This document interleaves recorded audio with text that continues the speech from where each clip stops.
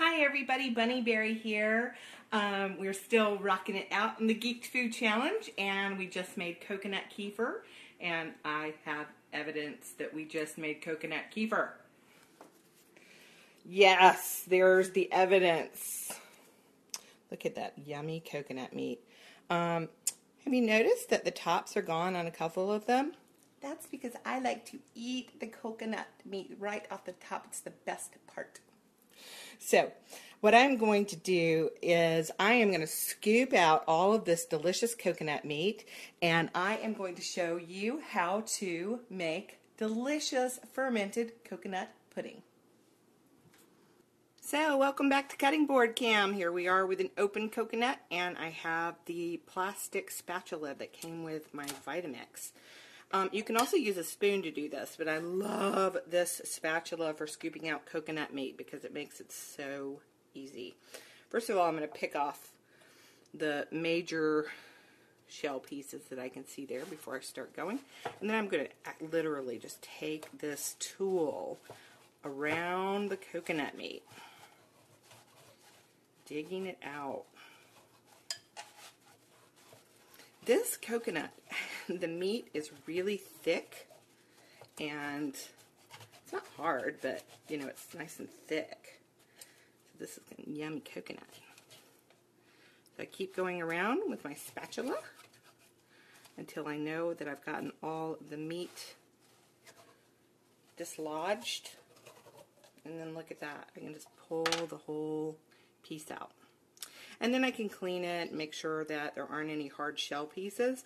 Now these soft brown pieces are actually okay. If it's soft and on the surface, you know, it's actually got some vitamins and minerals in it. It's the soft inside shell of the coconut. But you want to take off any, you know, hard pieces, obviously, because who wants to eat hard coconut shells in their delicious creamy pudding? Okay, this one right here, yeah, best one I've ever done. Look at that. It all just came out like big round coconut. Come on, you gotta let me brag myself up a little bit every once in a while. Most of the time I'm kind of a disaster in the kitchen. So, as you can see here, I now have a gigantic bowl of coconut meat, and what I'm going to do now is just go to the kitchen and wash it all off and make sure that I get all of the shell out, like pieces like that. Yeah, I'm going to make sure I go through and get all those pieces off and wash it and make it nice and clean and shiny, and then we're going to put it in the Vitamix. So I'll see you then. Okay, great. I have now got all of my coconut cleaned. It's in the Vitamix. And now what I'm going to do is add enough water to it to make a nice creamy pudding consistency. So what I am going to do is I'm going to take the top of my Vitamix, not using the plunger at the moment. Okay, sorry about that. Angie just called. Hi, Angie. So what I'm doing is I'm going to turn the Vitamix, make sure my controls are all on 0. I'm going to turn the Vitamix on. I'm just going to turn it on kind of a medium setting and start adding water. And then turn it up and keep adding water until I have a nice pudding consistency. Now, look at that. I have a nice, creamy pudding. Now, if you are, not interested in fermenting this coconut pudding, you could just sweeten it however you want to sweeten it, or it may even actually be sweet enough. It's definitely sweet enough for me.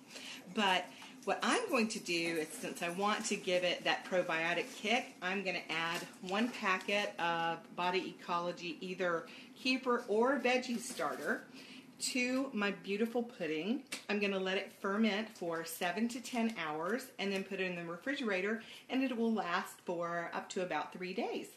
So, and if you're doing it that way, you can also sweeten it. You just want to sweeten it at the end, after It's fermented. When you're ready to eat it, you can take a little drop of stevia. I love vanilla cream stevia, and drop it into your pudding and have a nice creamy vanilla coconut pudding.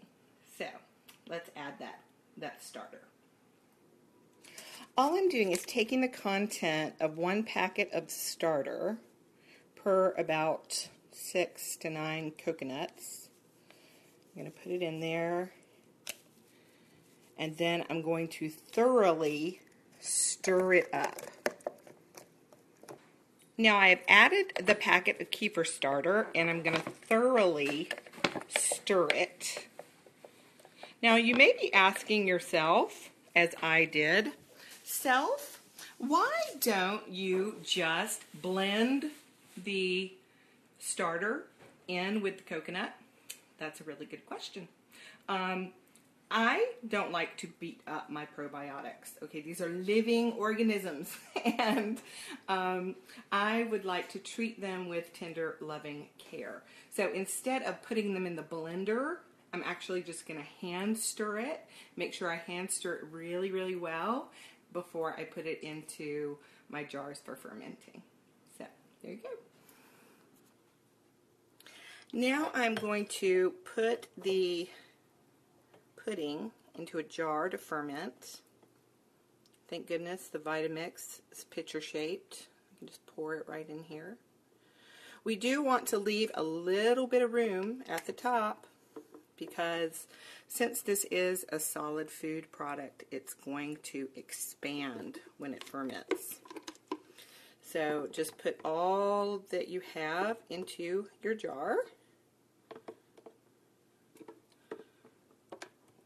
and make sure you leave some room at the top for it to expand. And there you have it, fermented coconut pudding. And I'm going to put top on this. I'm using a pickle jar, since this is only going to ferment for 7 to 10 hours.